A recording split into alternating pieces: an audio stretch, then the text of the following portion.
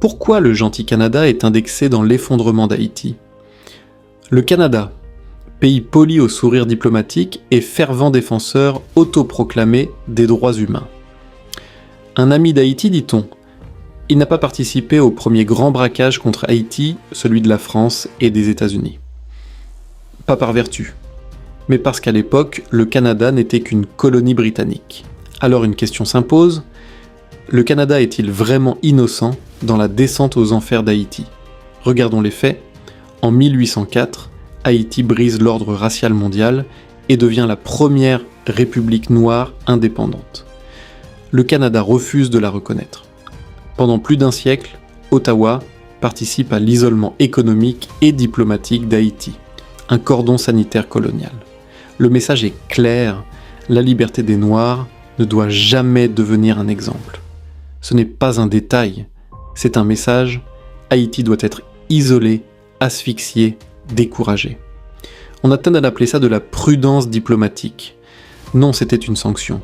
Depuis 1954, le Canada a maintenu des liens diplomatiques avec Haïti tout au long de la dictature des Duvalier, une période marquée par la corruption et la terreur d'État exercée par les tontons macoutes, et le Canada, comme tous les autres, se tait. Pourquoi ? Parce qu'un pays réprimé est un pays rentable. Et pendant que le peuple survit, les entreprises canadiennes s'installent, usines de sous-traitance, salaires dérisoires, aucune protection et aucun syndicat.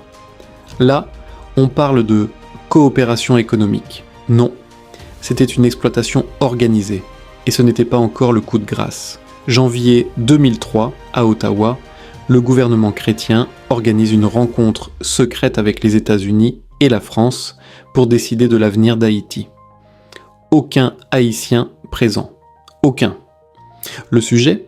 Le président élu Aristide doit partir. Haïti doit être placé sous tutelle internationale.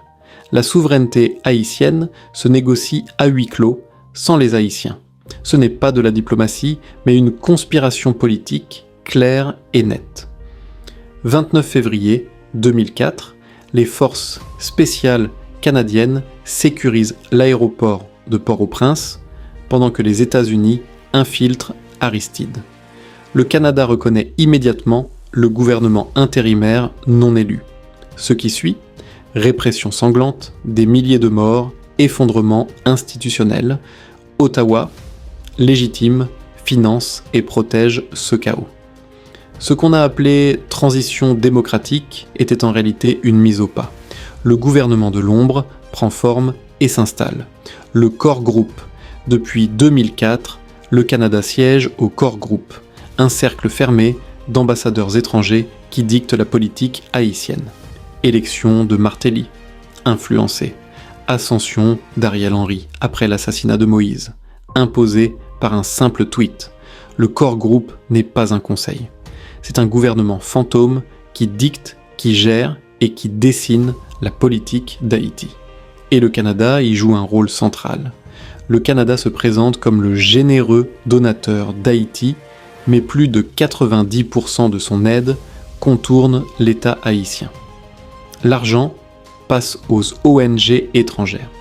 L'État devient inutile, impuissant et inexistant. On appelle ça de l'aide humanitaire. C'est une asphyxie institutionnelle, 20 ans d'investissement dans la police haïtienne. Cependant, c'est l'effondrement total. Depuis 2023, les gangs contrôlent le pays, le Canada, les États-Unis et leurs alliés sous-traitent le Kenya. Le Canada ne détruit pas Haïti par haine. Il le fait par paternalisme, par intérêt, par domination maquillée en charité.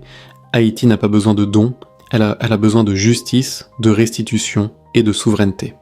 Rendez-vous au chapitre 4, l'État haïtien est complice du chaos.